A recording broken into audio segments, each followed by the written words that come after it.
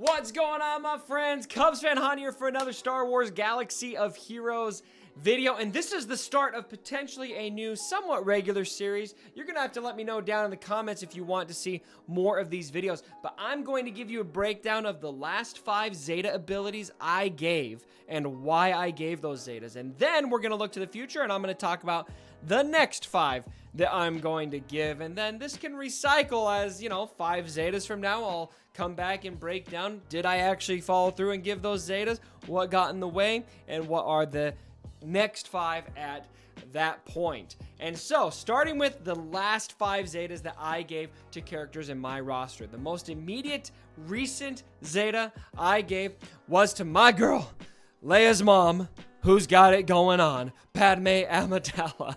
And I do not regret this Zeta at all. The only catch that I've got with Padme right now is I'm not going to be able to gear 12 her, which sucks because I was unsuccessful at getting her to 7 stars. But I gave this to Unwavering Courage, and this adds that when they have protection up, light side allies resist all debuffs and can't be critically hit. And so that Zeta has a ton of practical use against the current meta. There are so many debuffing characters out there right now that protection up is going to be such a double-edged sword for this team. It's both going to obviously provide that protection up and make this team very tanky, and there's so many different ways to dish that protection up out, not the least of which being her basic ability, which can give protection up on the Omega upgrade for all Galactic Republic allies, 10%, which is crazy. But also, it's going to add that added layer of protection from debuffs, and so this is something that I'm really excited about. The one thing that I would say is this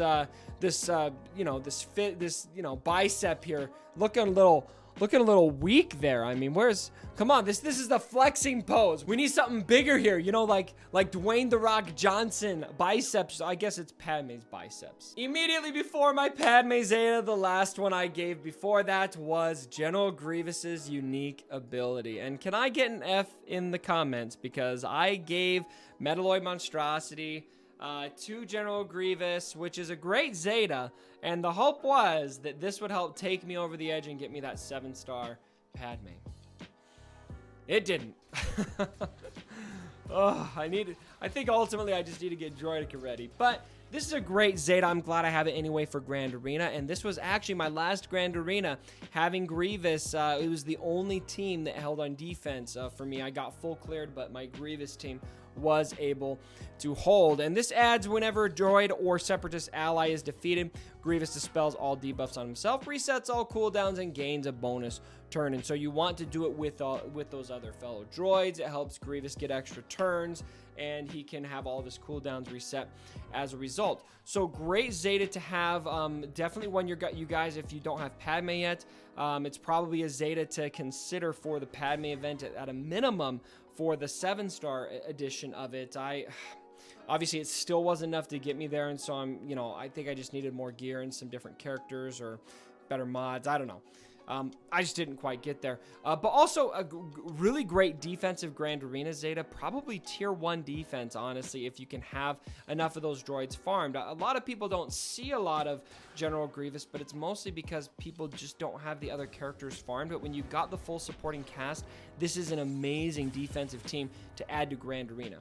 My boy Darth Malik was the last Zeta before General Grievous, and I gave him Jaws of Life. I prioritized this over Gnawing Terror, and I haven't given that second Zeta to Malik yet. It's probably going to be in my next 5. But that said, this is the one that really makes Malik terrifying to go against, because it's going to add those bonus turns for when he reaches each of those, I combined reach and each. When he reaches each of those thresholds in that ability, as you burn through his health, he gains that bonus turn, and Drain Life is reset. And so he's not just going to gain a bonus turn when you get him down there, he's going to basically heal himself almost 100% up, or very close to, and he's going to deal tons of damage to you. And so it makes it almost, you got to save him for last. So this is a very, very good Zeta. The next one I really want to give as well, which is going to add fear to it, but the Jaws of Life just felt a lot more impactful to me, and so that was the Zeta that I gave first. And then before that, I'm not going to talk a lot about this, but I gave 2 Zetas to Darth Revon, and I honestly don't remember which order I did them in because I had 3 Zetas saved at the time. And so I just did Insanity, I did Lord of the Sith, I did Conqueror, pretty much in that order, probably just went on down the line. And so, look, if you've got Darth Revon, you're going to want to have all of his Zetas. Each Zeta adds a lot of upgrades, and I'm probably speaking to a brick wall here because y'all know if you've got Darth Revon, you've prioritized those Zetas. And moving on to the next 5 Zetas I'm going to give. Now, I'm really curious to see how this pans out because the disclaimer I got to add to this that I'll add every time I do this video if we continued making it, is that stuff changes in the game. New characters come out and these priorities shift. And so for now, I'm looking at this from the scope of the way the game looks right now and what my current priorities are, subject to change. The first one I'm going for next, this is going to be pretty soon, is Ahsoka Tano's Daring Padawan. I love this Zeta ability, especially because I want to utilize her as a defensive character in Grand Arena.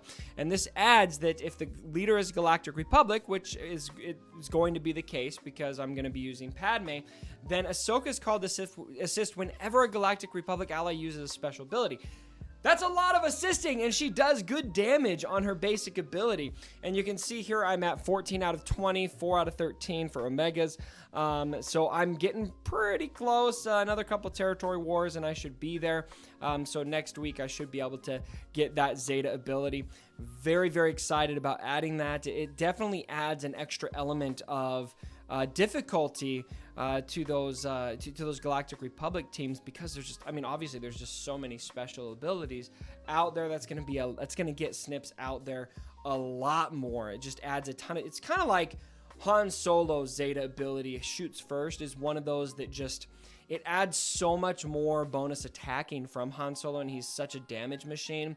Probably not quite as valuable as shoots first. I mean, that's one of the most valuable Zetas in the entire game, but it's a similar level of impact where it just adds so much more DPS to the team that this is a must, in my opinion, for Galactic Republic teams. Circling back to Darth Malak, I am going to add Gnawing Terror to this eventually. Now, Gnawing Terror adds fear. At the end of each turn, enemies who inflicted damage over time on Darth Malak or critically hit him are inflicted with fear, and that's one turn, can't be resisted or evaded. Just anytime you're adding fear to the mix, it's good, and that's on my arena team. The biggest reason why this isn't my immediate priority is my arena team is pretty much doing okay right now. I haven't had much of an issue on offense. I'm not falling very far on defense. I don't feel like this is super high priority for me, whereas I have so much benefit to adding that DPS to my Padme team with the Snip Zeta that I just want to get that one out there first and hope to see that having more of a benefit for me in Grand Arena. So that's coming first, and then this. I mean, don't get me wrong, this is a great Zeta. It definitely should be prioritized. I just think I can probably wait a little bit for this one to make my Galactic Republic team what I want it to be. Coming back to Padme Amidala, she's going to be my third Zeta into the future, and that's going to be her Always a Choice unique Zeta ability. And it's, again, I think Snip's Zeta is going to take precedence over this, but this protection up can't be prevented or dispelled and is increased to 40% if Padme is their leader. Look, this is great. I might even consider flipping this with Malak's because, again, I just feel like I really want my Galactic Republic team to be in good shape. And this, I mean, look, it's increased to 40% if Padme is the leader. That's a lot more protection up, and undispellable. It just really adds a lot to how solid that can be. And remember, because of the other Zeta, that protection is just going to be very, very valuable to have up because it makes you immune to all of those debuffs. And it's also going to just really drive this team's survivability in so many ways. So this Zeta, I'm actually, as I'm filming this, I'm thinking, maybe I need to actually do that one next, and then Malak's. I gotta finish out Malak at some point, and so we'll see how it goes once I get Snips taken care of. Once I've got my Galactic Republic team Zetaed out, I am going for Dooku's unique next. I want to have a decent Separatist team. I've already got my Grievous with the Zeta. I've already got B2. I've already got a lot of these characters, and I'm working on my Droideka right now. And Count Dooku got a lot better, and his new Zeta ability, Flawless Riposte, Riposte, Riposte, Riposte, let's see, Ripuste. This is a good Zeta ability. Additional damage, which Dooku needs, and it's going to add additional protection, which he also needs on that recovery because he's kind of a squishy character, and then gain critical hit immunity for 1 turn when attacking out of turn. And so it just adds an extra oomph to Dooku that I think is really fantastic, and he's doing a lot of attacking, and so I think it's going to be really great to have. We'll see though. I mean, this is a bit farther in the future. I get a little bit more leery on, am I actually going to do this that far in the future? And then finally, the last Zeta that I've got in the future is going to be B2 Super Battle Droids Reactive Protocol. Any turn meter gain is amazing, and this Zeta ability is fantastic because you're going to gain 5% turn meter for all Separatist droid allies for every time B2 inflicts a debuff, and he inflicts debuffs on an AoE basis. And so this is going to add a lot of turn meter gain to that team. This Zeta ability is just really great. 5% turn meter, it adds up over time. Again, same thing I said with Dooku. I mean, we're going to see where's the game going to be at 5 Zetas from now.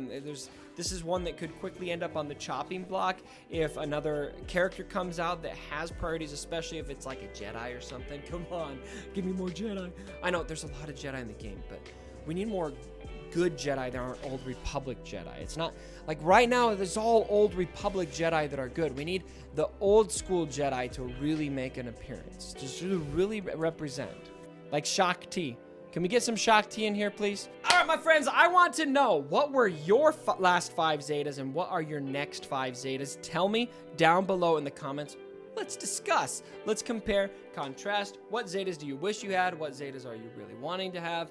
And what is on your dream list for Zetas in the near future? Love to hear about it. And if you guys like the video, go ahead, give it a thumbs up. And as always, my brothers, don't forget.